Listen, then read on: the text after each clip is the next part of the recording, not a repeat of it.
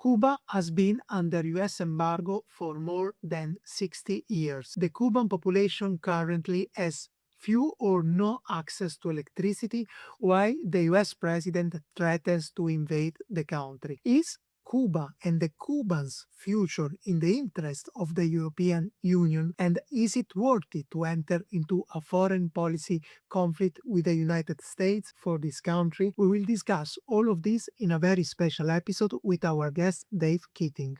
This is the deepest crisis that Cuba has experienced since the collapse of the Soviet Union. Right now we have blackouts lasting 12 plus hours a day for some people in Cuba. Certainly everyone I know in the US from my area of the country thinks that the embargo is stupid. What the US would like in that scenario is a puppet regime. All that matters to them is that they can exploit the resources of the country. So it doesn't matter if the regime is another dictatorship, as long as it's a right-wing dictatorship. The Cuba issue is pretty far off Brussels' radar at the moment. Basically, that EU agreement with Cuba is now a dead letter. So Cuban has two options: one, to get on a very dangerous boat and travel to the United States and enter illegally, or two, get a tourist visa to Spain. And so the question becomes, could this mass exodus reach the EU?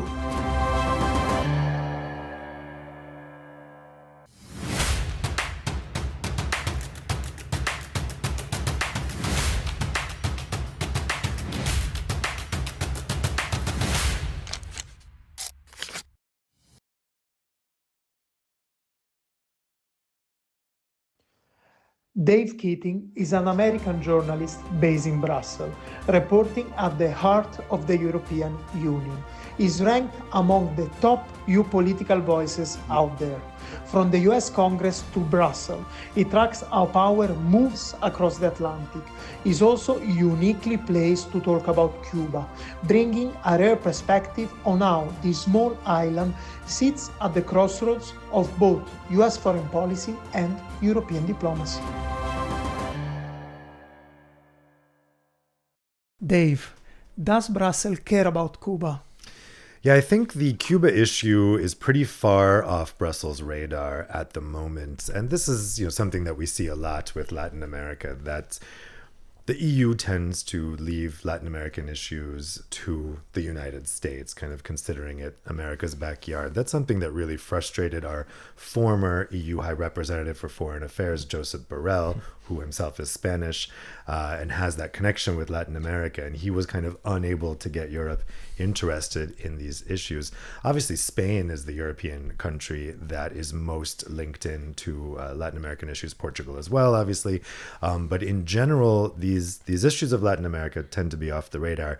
And Cuba as well, the current situation there is pretty off the radar. I cover general EU affairs for my broadcaster, and it's something that I'm just not hearing come up a lot, despite the fact that the situation is very, very serious now. You're looking at a situation where Cuba could be close to collapse. This is the deepest crisis that Cuba has experienced since the collapse of the Soviet Union decades ago, and that's because of what happened in Venezuela, because they're now they've lost their main support line from Venezuela. But as well, with the Venezuela situation, with the U.S. invasion and abduction of Nicolas Maduro, we saw the EU really take a very backseat approach, even though there are EU countries that border Venezuela. I mean, the Dutch islands in the Caribbean are bordering countries with Venezuela. You didn't really hear the Netherlands talk much about that operation in Venezuela, even though there were U.S. troops, U.S. ships rather, completely surrounding their territory. You've got French Guiana right there. You've got all kinds of European territories. And yet there is a real reticence to talk about Latin America here in Brussels, despite Spanish politicians' best efforts to get their fellow Europeans interested. Yeah. And considering the situation, how likely you think that the US will invade Cuba? Yeah, I mean, this is a big question because, of course, in the early stages of the Iran war, we had Donald Trump say that Cuba was next. It wasn't really clear if he was joking or not. It's clear that the U.S. Secretary of State Marco Rubio wants an invasion of Cuba. He would have preferred that to come before the Iran war, although we're told from reporting that he didn't oppose the Iran war. I think now that the Iran war is going so badly for the administration, it makes it quite unlikely, I think, that the U.S. will invade Cuba because they are just too preoccupied with the Iran war. Already there is so much public opposition to that war. And you've got the midterms coming up in November. I think that there would really be a revolt within the Republican Party and within the MAGA movement if he then goes even further and invades yet another country. But you never know with Trump, right? This is all extremely unpredictable. For me, my big question is, we had both with Venezuela at the very beginning of the year and Iran 2 months ago, the initial instinct of European politicians was to either be silent or to cheer. We saw that with the invasion of Venezuela. We had the president of the European Parliament cheering that invasion, saying Venezuela will be free. Roberta Metsola, the speaker, who is from the conservative European People's Party. Now, I suspect that that reaction was driven by the fact that the Spanish member of the EPP, which is the Partido Popular in Spain, the PP, are so dominant on these issues when it comes to the EPP that she was probably told by the PP to welcome it. But what we know is that, European reaction at first has been to cheer the supposed regime change. That's the supposed objective of these wars. We saw them do it both in the initial days after the Venezuela invasion and also the initial days after the start of the Iran war. And what's happened since then? Then the US goes back on its initial claims of wanting regime change and says, no, we'd be perfectly happy with the existing regime being there, just with someone else in power who's going to give us oil or who's going to do what we want. So my big question is, if the US does invade Cuba, will the EU leaders for the third time be tricked into thinking that this is really about regime change? Because there'd be no other reason to invade Cuba other than trying to instigate regime change. And yet I'm sure we would see the goals of regime change if they don't come to pass immediately and the US isn't getting regime change, then of course they change their objectives and they say, no, this was never about regime change. So my big question is, would Europeans fall for this a third time? Yeah, and regardless of regime changes, the most impacted is always the population. Currently, with massive blackouts in Cuba, less than 1 out of 2 Cubans have access to electricity. Is it sustainable? Yeah, right now we have blackouts lasting 12 plus hours a day for some people in Cuba, in some regions. And of course, that has big implications for food preservation, for healthcare, for water systems. It really disrupts basic economic activity. And so I think the question that lots of people are wondering is, does that then foment regime change? I mean, that's obviously the goal of the US in these embargoes, has been for decades, to try to make the people of Cuba suffer so much that they rise up and overthrow the communist government. But it hasn't worked for decades.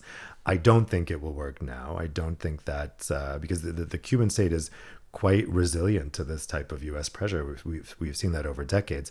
One interesting effect of these blackouts right now, though, is that it's now affecting the hotels, which for a long time were always impervious to these because they had very developed generators. Cuba has this whole second economy for European tourists because Americans are forbidden by law from going to Cuba, so their main tourist activity is from Europe, and they've had this whole separate currency for the European tourists, these separate hotels. They kind of exist in this separate ecosystem.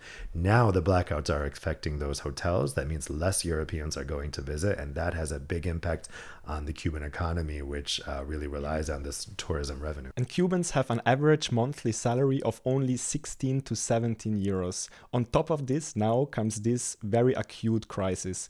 Is there a concrete risk that this will lead to a mass exodus of Cubans? It seems logical that it would be if things are so dire. I mean, we've seen in the past that when things get bad in Cuba, you have more people departing by boats going to Florida.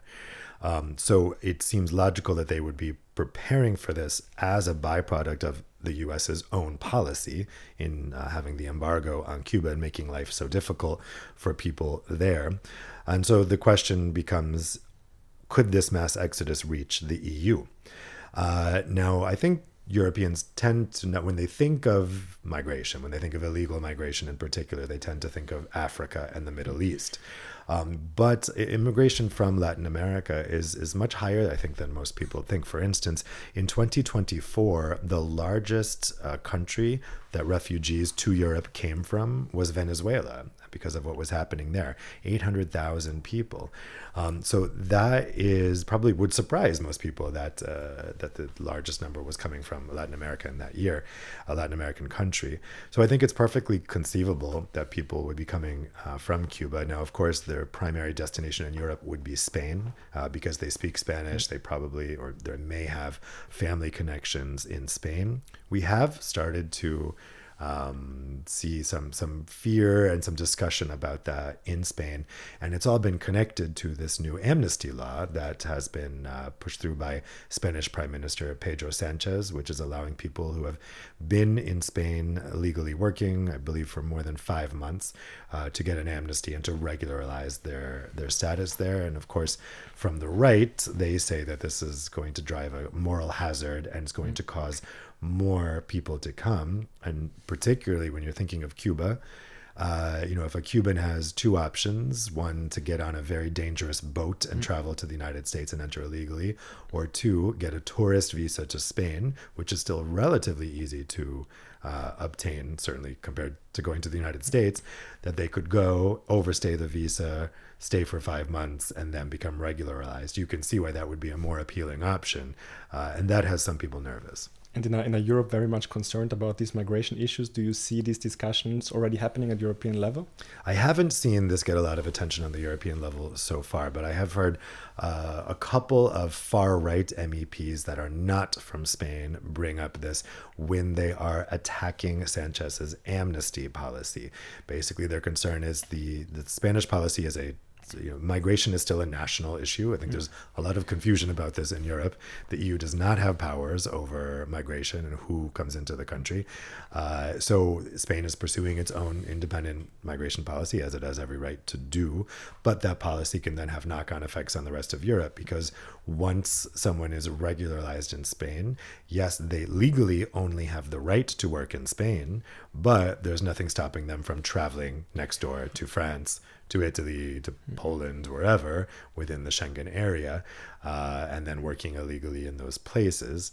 But I think that the trick that they're maybe not understanding there is these immigrants almost certainly only speak Spanish. So there wouldn't be a big pull for them to be going to Germany, for instance. They're very unlikely to do so. And it's a different situation than, let's say, Moroccan or West African immigrants coming to Spain, who, because they're Francophone, then continue on to France. This is a different situation. So this is likely just Spain's issue to deal with. So even though we have seen a couple far-right MEPs try to turn this into a European issue, I think actually most people understand that this wave of immigration would stay in Spain. Beyond immigration, over the last decades, we've seen that the US and the EU have engaged with Cuba in a very different manner. For the US, it's been historically, since the 60s, very strong embargoes on the Cuban economy. And on the other hand, Europe has more tried to choose a diplomatic way of engaging. Which strategy has been more successful? Yeah, I would say neither has really worked in the sense of transforming Cuba, right? So the harsh embargo approach by the United States has not successfully dislodged the communist regime, but also the engagement approach of Europe has not successfully softened the communist regime. They have not turned it into something like Vietnam, let's say.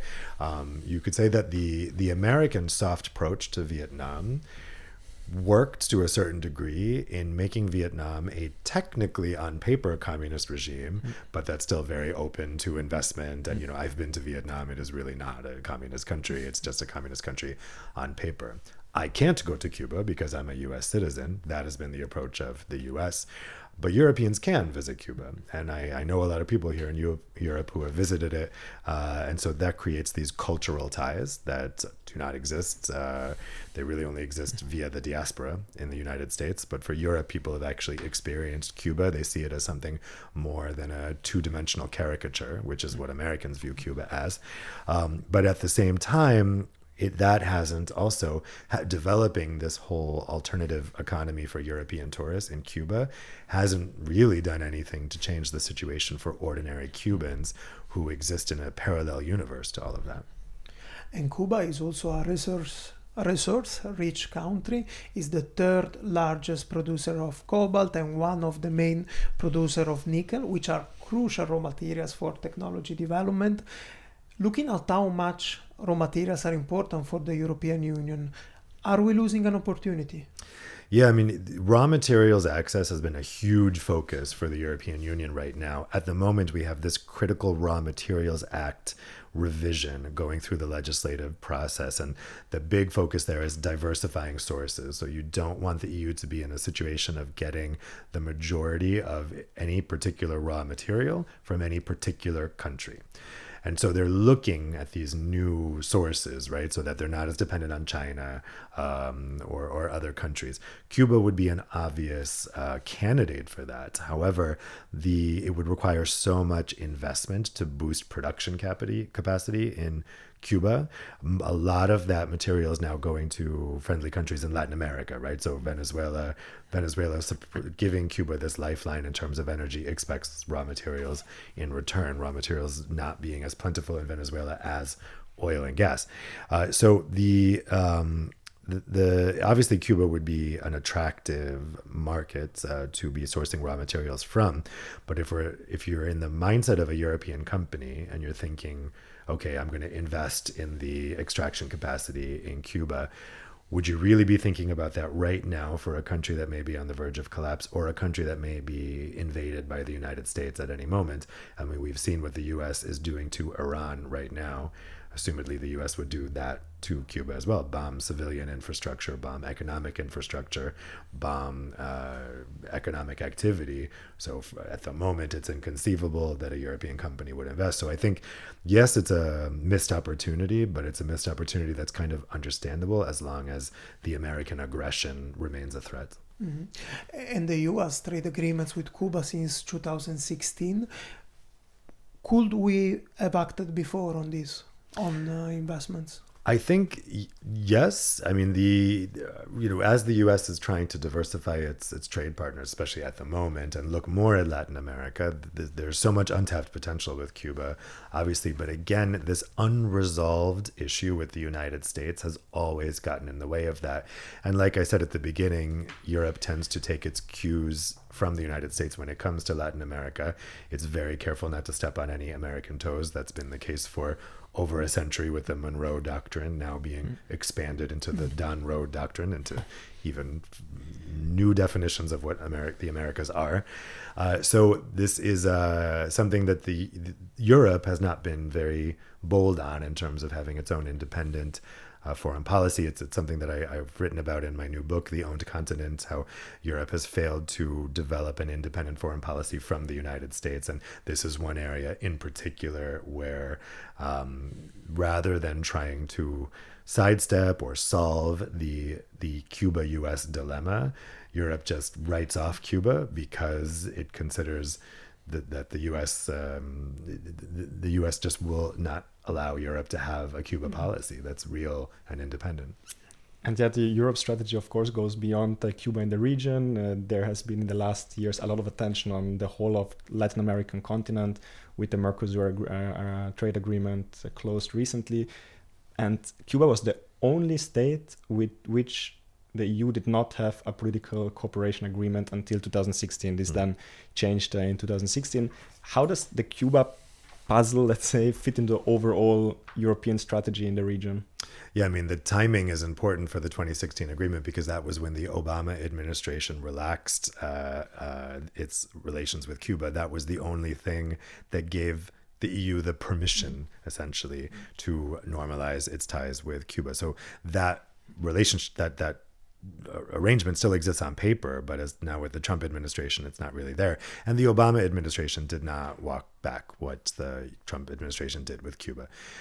So it basically, that EU agreement with Cuba is now a dead letter. I mean, it's a relic of another era, which was the Obama era, and can't be fully realized or exploited now. In terms of other partners, obviously, we now have the Mercosur trade agreement. That is a trade agreement that had been pursued for many, many years, but was blocked by France, by Ireland, by others, because they were worried about the impact, particularly for agriculture agricultural products coming into the EU. But the panic about the loss of the relationship with the United States is now driving the EU to be pursuing more trade partners, a diversified trade partnership, so that it's not as dependent on the United States or as susceptible to American threats and extortion. And that's why we've seen Mercosur very quickly get really pushed through the approval process over the objection of France, which is historically unprecedented, I believe. Normally, even if France can be outvoted in the Council on a question of something this big, they still defer to Paris. They didn't do that this time. France is pretty mad about it, but that's democracy. I mean, they were outvoted. Personally, I think they just need to accept that. But the Mercosur agreement, barring any problems with the courts, which now the European Parliament has referred it to the European Court of Justice, is going ahead.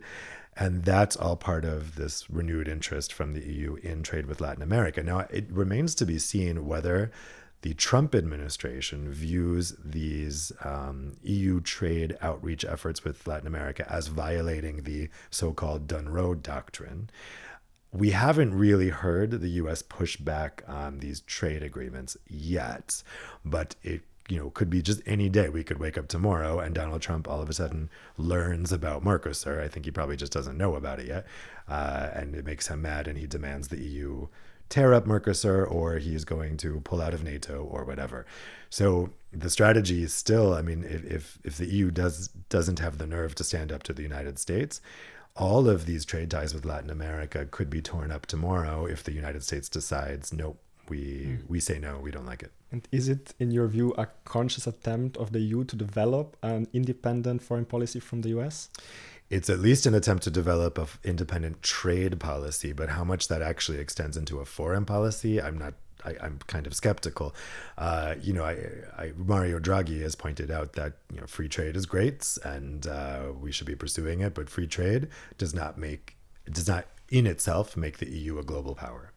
Having the world's largest single market has not resulted in Europe being a strong and independent world power.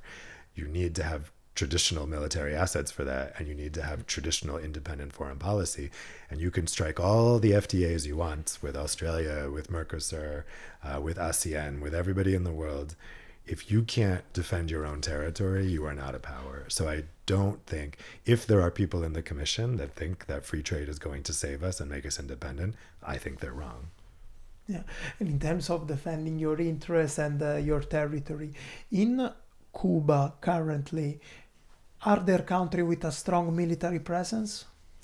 Well, we know historically there have been attempts to make a strong military presence in Cuba by Russia. Of course, we had the Cuban Missile Crisis in the 1960s that almost took us on the brink of nuclear war. Since then, Russia has not tried to have a significant military presence in Cuba, but all bets are off now, particularly when the relations between Trump and Putin are so warmed.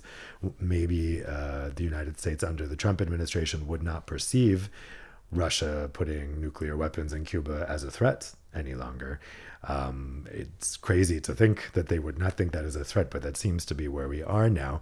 Russia has explored intelligence and logistical cooperation, and China is suspected of signals intelligence activity in Cuba. We had this whole Havana syndrome thing going on where people, American stationed in Cuba, were having these headaches that I don't even know if in the end this was proven, but the idea was that it was some kind of Chinese signal intelligence thing causing their headaches.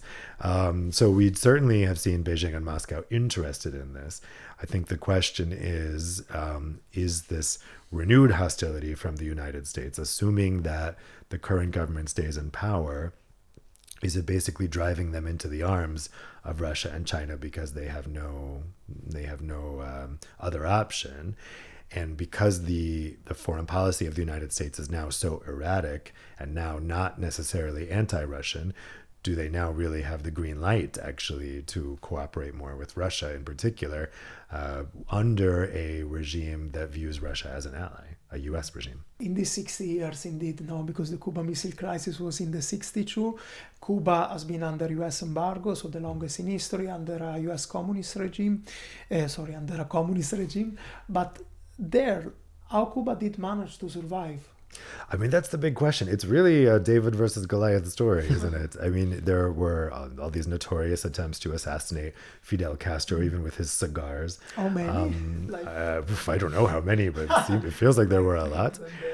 And, of course, the embargo. I mean, it is incredible that Cuba was able to resist this pressure from a superpower on its doorstep. And I think for that reason, a lot of people admire the Castro regime, for better or worse. It's, we're seeing that actually play out now with Iran, that Iran is now getting this David versus Goliath story. And, a lot of people only see that. They don't see the horrific crimes of the Iranian regime against its own people. Same thing with Cuba, horrific crimes against its own people. But when you show the world that you are independently able to stand up to the American Goliath, or the Great Satan, as it's called in Iran, you do, especially in the global South, win a lot of fans. And I think Cuba has always had that status for people. Even if you look at the legend of Che Guevara, which has outlived the Castros even, you see that successfully standing up to the United States wins you a lot of admiration around the world. But, it's in the end, it's probably just a question of coincidence, right? That all those assassination attempts didn't work because of coincidences. It was just, why was U.S. interference able to bring down regimes elsewhere in Latin America and put in American puppet regimes and not in Cuba? Cuba probably just got lucky. Okay. And do you feel that now that we hear, for instance, China and Russia agreeing to supply, for instance, oil to Cuba, is this also a result of possibly, the US at least viewing Russia in a less hostile manner and allowing this? I think so, yeah. I mean, it's really incredible what the U.S. is now allowing Russia to do, which it never would have allowed just 2 years ago. But it's a result of a completely incoherent foreign policy.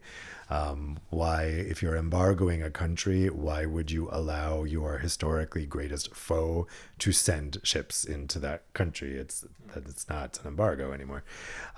So it's, who knows? We can see that for whatever reason, Donald Trump considers Vladimir Putin a friend. And so it is hard for him to see Russia as a threat in any circumstance. And that seems to extend also to Russia supporting a country that he is embargoing.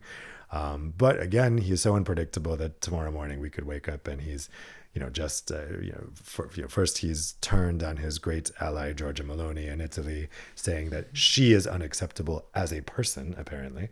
And so if he can turn on Giorgia Meloni, maybe he turns on Vladimir Putin next. Who knows? It is also unpredictable. And the domestic view in the US on Cuba, how is it? Because we feel that in Europe, people are not really concerned with it. Could it be that to a certain degree, Trump may also be reacting to domestic pressures on the Cuba issue, or not really? Well, there's always this pressure coming from the Cuban diaspora in Florida. They are pretty strong, let me say, if I could just use a euphemism. I mean, some of them are crazy, let's be honest. They are extremely, extremely fervent, and they're very powerful politically because Florida is a swing state. And there is a perception in the Republican Party that being tough on Cuba delivers you Florida. Now, outside of Florida, Cuba, I'm from the New York City area. I don't hear Cuba come up very often, but I imagine that if I lived in Florida, I would hear it, would have heard it come up quite often. It doesn't have the same political salience everywhere in the country. But because Florida is such an important swing state, just having the power there, and you have a lot of Cuban Congress people from Florida, and they, when you see them do TV interviews, these people are something else. I mean, they really have strong views, let's say, and that tends to inform this issue in the United States. I think basically what it comes down to is the people who want a continued embargo against Cuba, the people who want maximum pressure against the communist government in Cuba, are louder and feel more strongly than anyone who might oppose it. That basically the people who think the embargo is a bad idea don't care enough about it to drown out the voices that want it to continue. certainly everyone I know in the US from my area of the country thinks that the embargo is stupid. You have people like openly smoking Cuban cigars and kind of mocking the embargo. I've seen that my whole life. I don't think I've ever heard anything positive about the Cuban embargo since I was a child. Again, I'm sure it would be different if I grew up in Florida. But also people don't care enough to try to pressure the administration one way or the other. And that's why actually we saw when the Obama administration softened the relationship with Cuba, I don't think they got a big political payout for that. I think that was kind of a thankless task from them when they did this because, again, the strength of feeling is more weighted toward the other side.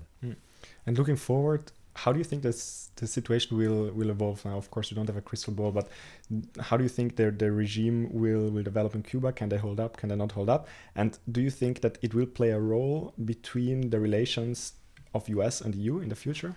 Well, I think there's three possible scenarios going forward. The first is managed stagnation, and I actually think that's the most likely scenario. So that means the regime stays in power. They maybe have some limited reforms to keep people from rising up, but you continue to see mass emigration. But the regime survives. It's just weaker, and you continue to see that kind of plateau. Then the other possibility would be a gradual opening of the country over time. So that would be the Vietnam scenario, right? You get Vietnam-style economic reforms, more foreign investment, political control maintained at the same time. So you have maybe more European companies moving in, making investments, like what happened with Vietnam. The third scenario is a crisis-triggered transition. So you would have the economic shock of the embargo reach such critical levels that there are protests, elite fragmentation, the regime starts to turn against itself. You have people rise up and throw the government out of power. And then you get what the US would like in that scenario is a puppet regime similar to the Batista regime that existed before the revolution. That's certainly who the U.S. would like to put in power. That we can see clearly from the Trump administration's actions in Venezuela and elsewhere that all that matters to them is that they can exploit the resources of the country. So it doesn't matter if the regime is another dictatorship, as long as it's a right-wing dictatorship. You could argue that was the case with Batista, that the U.S. will be happy with that situation. But it's maybe conceivable that you actually have a democratic transition. Of course, that's what Europe would like to see. That is what really is important to Europe, that you would see a democratic regime come to power in Cuba that Europe can work with. I think with the way the world is going right now, a regime change in Cuba to a democratic system seems like the least likely of any of these scenarios, especially when you're not having any pressure from the United States for that to be the outcome. And the main risk is that the Cuban regime will get stronger as the Iranian regime? Yes, I mean, I think that if it becomes the symbol of opposition to America, you can see Global South wanting to support Cuba. You can also see, obviously, China and Russia seeing Cuba as this, which has been its role for decades, as being the one exception in America's backyard, the needle that drives America crazy, this symbol of the non-omnipotence of American power, that American power isn't overwhelming as long as they have this objecting island right off their shores. And it is in the interests of the enemies of America to support that island and to keep it there as this symbol of American resistance. And, that category, enemies of America, is growing every day and may include Europe quite soon, only because America now seems to view Europe as an enemy. So Europeans should obviously feel the same way about America. And so I think, you could see a situation where Cuba is getting support from all over the world simply because it is able to resist American pressure. Yeah, we'll see. Thanks a lot, Dave. Glad to be Thanks here. a lot. Thank you.